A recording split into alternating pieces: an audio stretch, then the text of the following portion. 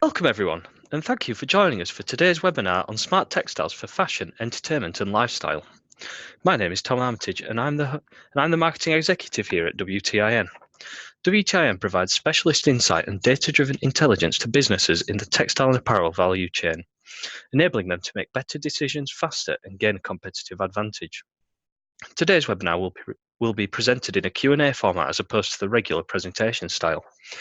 Today's webinar presenter is Fiona Haran. Fiona is the editor for Technical Textiles here at WTiN. In this role, Fiona provides up-to-date news on the latest developments in the industry, together with insightful comments and opinions on the wider issue affecting the market.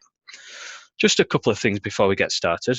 If you have any questions during the presentation, please type them into the Q&A question box in your Zoom control panel. Questions are not visible to other participants, so it will not be an interruption to your fellow attendees. We will do our best to respond to these at the end. And with that, we will start today's webinar.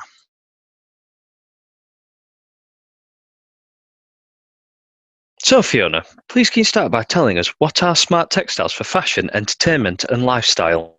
Thanks, Tom. So let's begin by defining what we mean by fashion, entertainment and lifestyle. So fashion refers to everyday fashion or haute couture garments and fabric-based accessories. While entertainment is defined by wearable devices for gaming, augmented reality and virtual reality experiences. And lifestyle is a textile-based item here that we're talking about, aimed at physically active people or those who have, say, a specific lifestyle interest, such as yogis or outdoor lovers.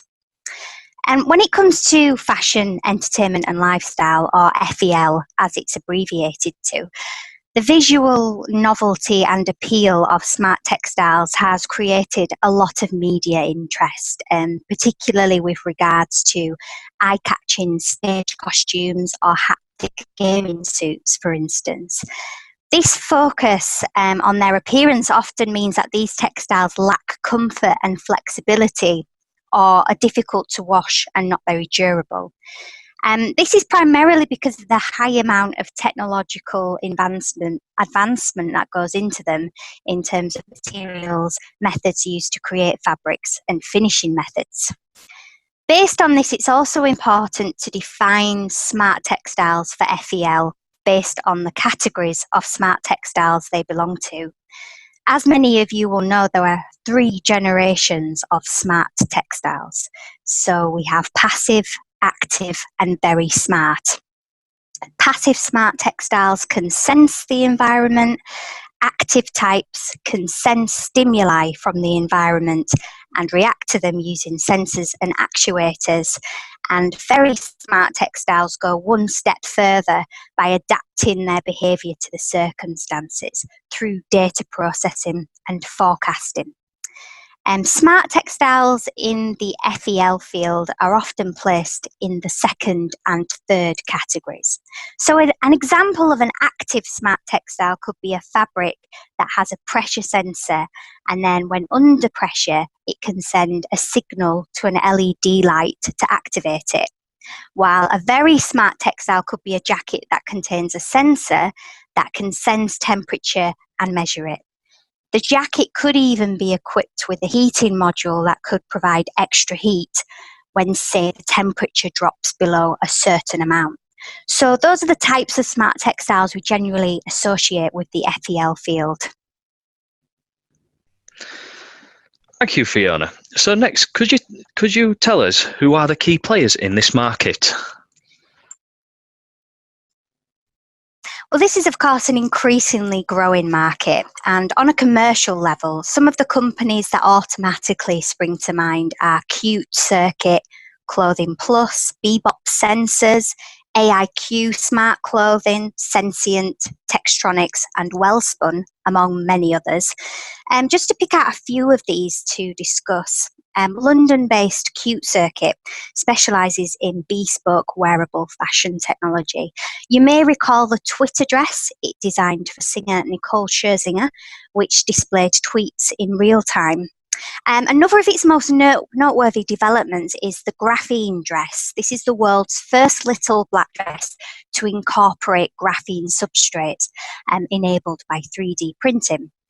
It senses the breathing of the wearer and illuminates parts of the dress through transparent conductive films in response to the captured biodata.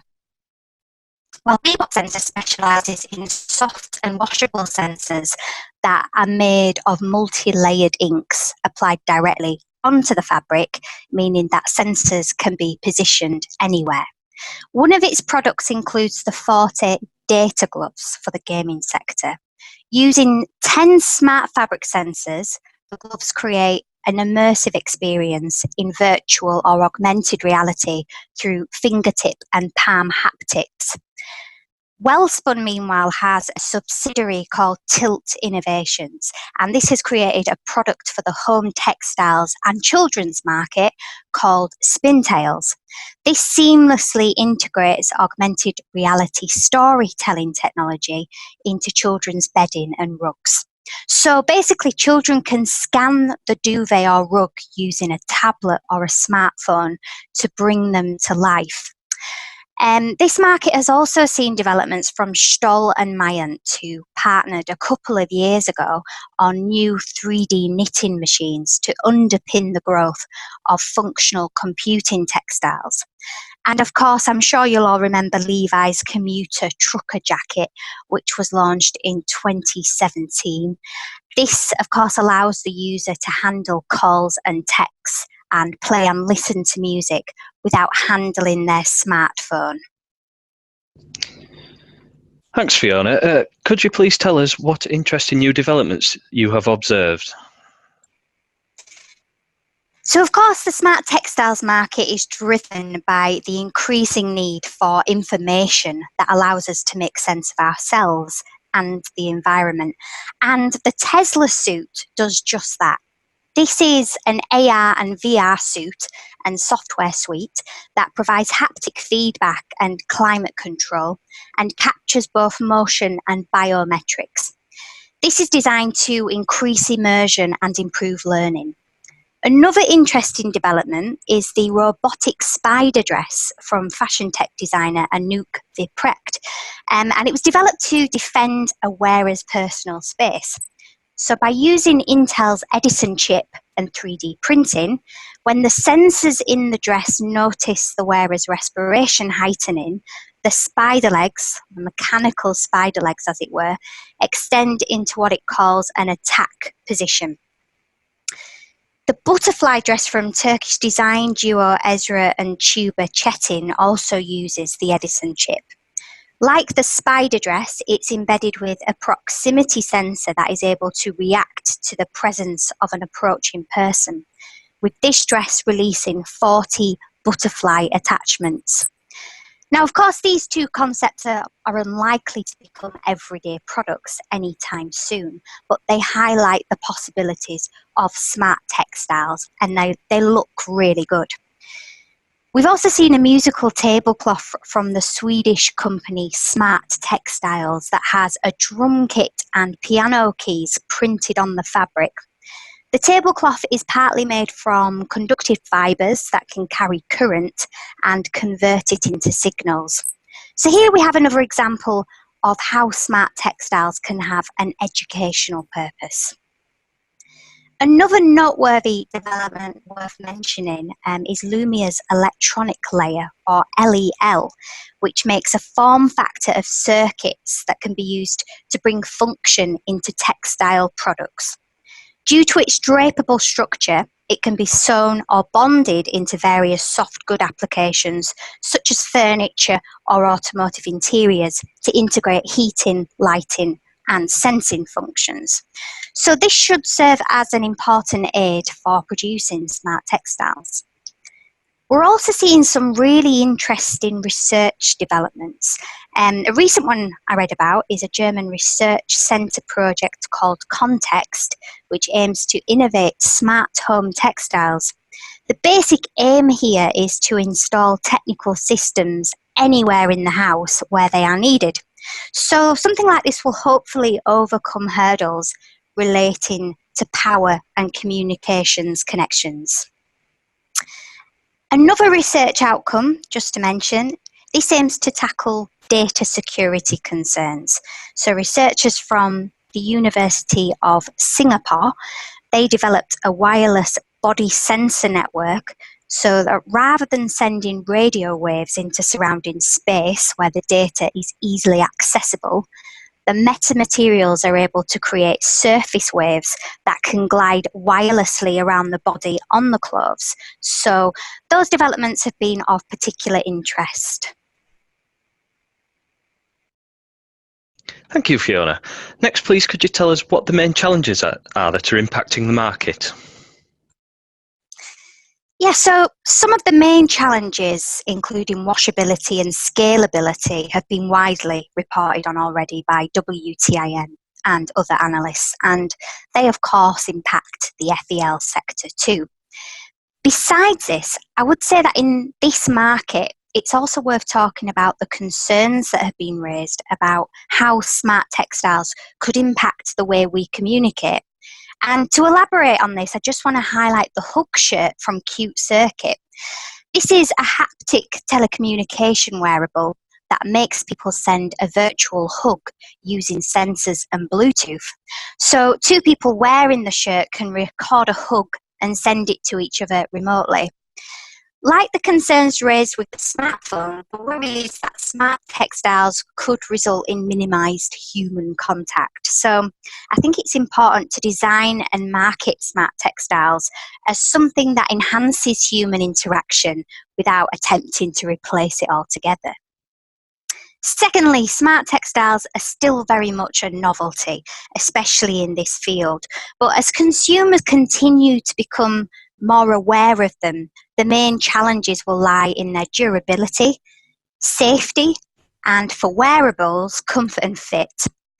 This will require the textile industry to liaise more with electronics and engineering experts, as well as academic researchers, to pool their knowledge and in turn reinvent textiles, as this is what they're essentially doing.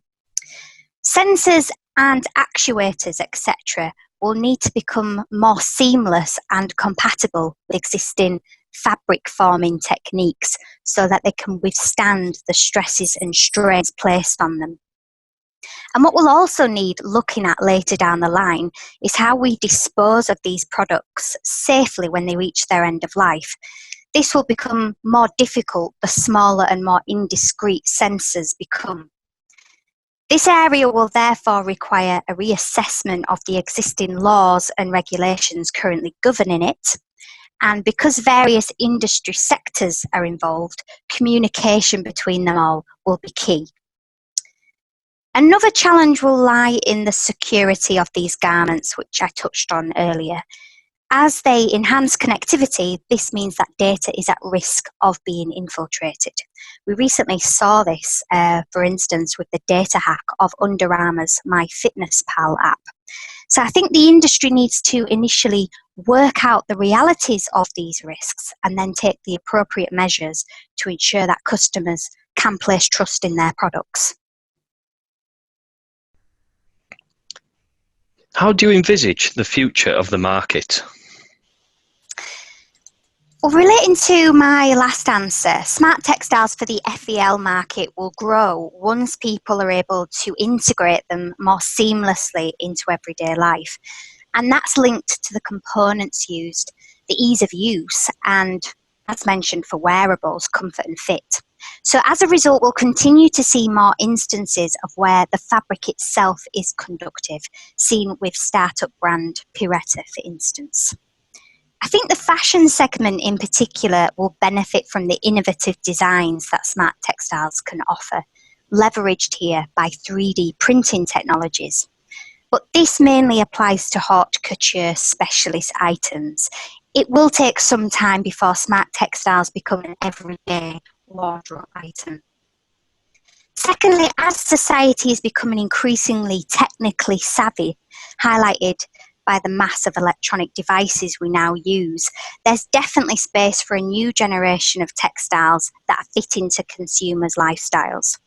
So the onus is on knowledge and information and how we make sense of that. And that is where business capital will lie in the future.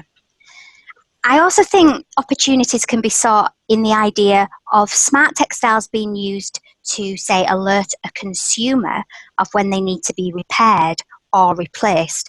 So this could lend to a new clothing as a service model for replacement or rental of smart fabric products.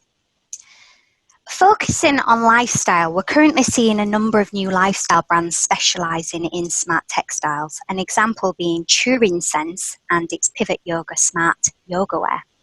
This enables yogis to improve their technique based on the information provided by the sensors. The interest these companies spark could prompt traditional lifestyle companies currently producing functional or standard textiles to move into the smart textiles field in future. We've already seen this, for example, with Lululemon and Uniqlo. This in turn could make it difficult for smaller players to enter the market, or for those that are already in the market, leading to increased competition. At the same time, technology companies such as Microsoft, Google and Apple are increasing their investments in wearables. You may recall that Nike and Google teamed up to launch gym shoes that can track real-time footprints using Google Earth. So that's definitely a space to watch. As mentioned earlier, it's important that these industries communicate effectively with each other, pooling knowledge and resources in order to produce products that work well. Next, Fiona, please could you tell us what other end-use applications are being targeted? Yeah, so there are various end uses to watch. One I'm particularly interested in is payment systems. So for instance, Visa recently introduced NFC-enabled payment gloves that enable seamless and secure payments through a tap at any contactless-enabled terminal without needing to take them off. So here, prepaid amounts are embedded into the glove. We also think that the gaming sector will continue to open up new possibilities for smart textiles, boosted by the popularity of virtual and augmented reality. The Pokemon Go craze was only a small sample demonstration of how video games can merge with physical activity. Apart from the Tilt innovation I mentioned earlier, the kids' entertainment category is still an untapped market. So plenty of opportunities lie here to capitalise on, especially if you consider that 1 in 3 internet users are kids and youths under the age of 18. Improved awareness of technology-led education is expected to drive this demand. Another end use relates to the wide use of electronic devices in today's society. Here, smart textiles could be used as a portable charger. We saw an example of this recently with Tommy Hilfiger's solar-powered jacket, which can charge electronic devices through converting energy from removable solar panels attached to the back of the jacket. So those are some other key end uses. Finally, please could you tell us about the factors that will continue to drive the market? Yes, so as well as the ones discussed, rapid urbanisation will also create opportunities for smart textiles. Living in cities is associated with lifestyle changes and consumption patterns. This means that people are looking for ways to streamline their lives and therefore require technologically advanced solutions in their daily routine. We've seen this in the popularity of the Uber business model, which creates opportunities for IoT solutions. Urbanisation is also linked to higher density in urban areas, leading to negative effects on the environment, such as higher consumption of natural resources, increased air pollution, and more waste. So this will lead the way for more commuter-based smart garments that help to adapt to a user's climate.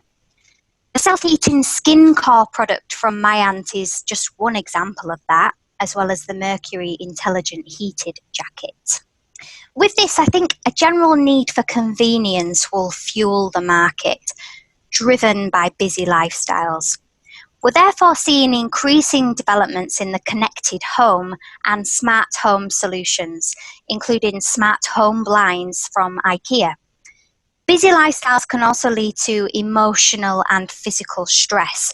So this will likely lead to smart textiles aimed at improving health and well-being. An example here is Vibing, developed by Eindhoven University of Technology Wearable Senses Lab. So this is a self-care tool in the form of a garment which invites the body, it says, to feel, move and heal through vibration therapy. The merino wool garment contains knitted pockets embedded with electronic circuit boards that enable the garment to sense touch and vibrate specific pressure points on the body. We've also seen the Muse headband, which helps users to perform meditation exercises, tracking the brain activity and translating it into what it calls guiding sounds. Besides this, the changing retail landscape, including the rise of online shopping, will also present opportunities for smart textiles, especially when it comes to improving size and fit of garments. In this area, we've seen the Zozo suit, which is a body measurement device that enables consumers to upload their measurements to an app from the comfort of their own home. Now, despite the product not quite getting off the ground, this is an example of how smart textiles could be used in future. Finally, I also think the youth of today, so here we're talking Generation Z, aged 4 to 24, could play a part in smart textiles growth in the FEL market, as their use of technology and desire for uniqueness is encouraging fashion designers to design high-tech clothing. This generation, of course, have grown up in the digital age, so they're likely to easily respond and adapt to this type of clothing. So those are the main drivers to keep in mind.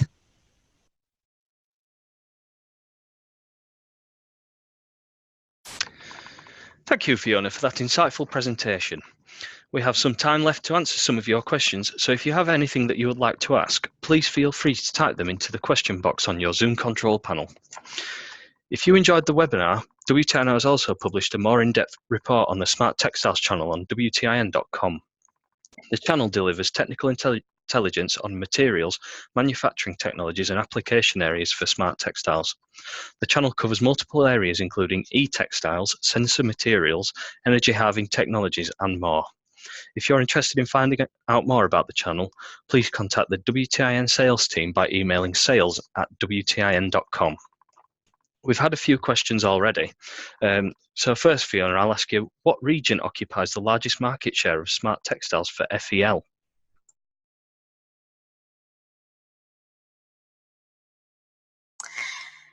Good question. So North America is currently leading sales, and that's mainly because of the ever-growing electronics market in this region. It's also a very responsive market, said to be constantly latching on to the latest consumer trends. And consumers in this market tend to be highly informed and enthusiastic, which helps manufacturers to market and sell smart textiles products in this region. And of course, some of the leading players that I mentioned earlier, such as Sensoria, Textronics, they're actually located in this region, so that's also aiding development. Thank you, Fiona. We've had another question here that asks, what startup companies are you seeing in this market? It's quite a few actually, a lot going through the crowdfunding schemes and initiatives that you may see, such as Kickstarter. But you may recall me mentioning Peretta earlier. This is a London-based company, and it's spun out from the National Physics Laboratory. It's created a free-form process to add durable, conductive metallic patterns to textiles without changing the fabric feel or performance. And the technology plates the fibres with a very thin coating of metal that enables the fibres to move naturally. So it's that idea of flexibility that is needed in the industry. It's also worth noting the Manchester-based startup Prevail. Not only is it working with Manchester's Graphene Engineering Innovation Centre to incorporate graphene into its designs, but it's also working in partnership with a leading global telecommunications group to really pioneer the use of its 5G network to enhance and power its innovations. Fashion is among one of its targeted applications. It's still pretty much in the prototyping stage, but this is definitely a startup to watch out for. And another one to mention is Breath, and this is a wearable and fashion tech startup based in Milan, Italy. Its aim is to develop a wearable tech collection for yoga and Pilates practice. Does this through an optical fiber stripe. So again, it's about recording vital signs that help people to perfect their techniques. And what's also worth noting about this company is that it uses natural fibres. And this is something we're increasingly seeing in the smart textiles industry, specifically to really meet the need for skin-friendly and planet-friendly ingredients. So there are just a few startup companies there worth mentioning. Thank you, Fiona, and thank you everyone for joining us today. We really appreciate you being here. You will receive a copy of this webinar tomorrow on Friday. If we didn't get a chance to answer your questions, apologies for that, but we will be in touch shortly with an answer to your questions. Thanks again for joining us today, and we will see you next time.